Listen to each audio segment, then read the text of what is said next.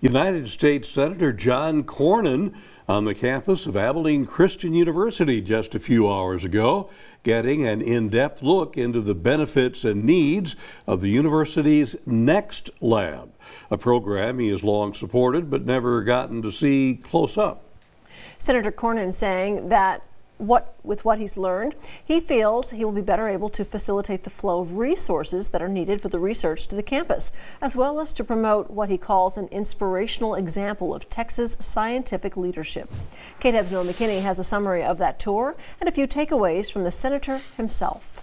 The work being done at Abilene Christian University's Nuclear Energy Experimental Testing, or NEXT Lab, is, in the words of Texas Senator John Cornyn, nothing short of groundbreaking. He, along with local and city leaders, getting a first-hand look at the research, from the elimination of waste in the nuclear energy process to the promise of a more manageable cleanup in the event of a leak, and even medical developments such as the production of isotopes that show potential to help cure cancer. Perhaps the most exciting thing is this is happening right here at Abilene Christian University. All work that he's supported in the past, but he had never visited Abilene and actually seen the facility, so the fact that he was able to carve out time from his valuable schedule to be here was a huge honor for us. An honor and an opportunity, says ACU President Phil Schubert. You can't go out and buy uranium on eBay, so his help and the help of others in Washington will be necessary to ensure those pathways are clear. This visit helping to galvanize the university's connections to the Capitol and facilitate the supply of federal resources like uranium and molten salt to the ACU campus. We know where it is,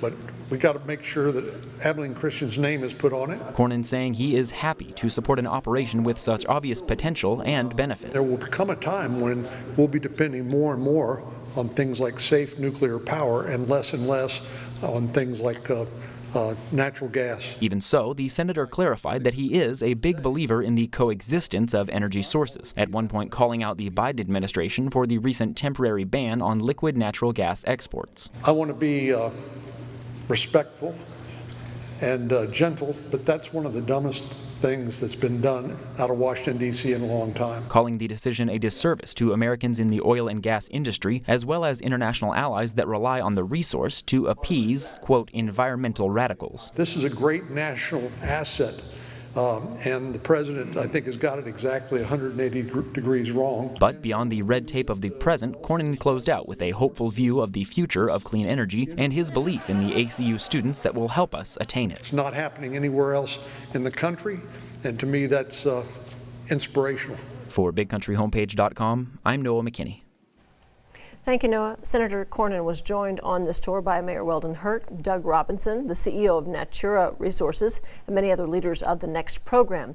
Cornyn adding that he is excited not only by the scientific benefits of the program, but the eventual economic impact it promises to have on Abilene, the state, and even the nation.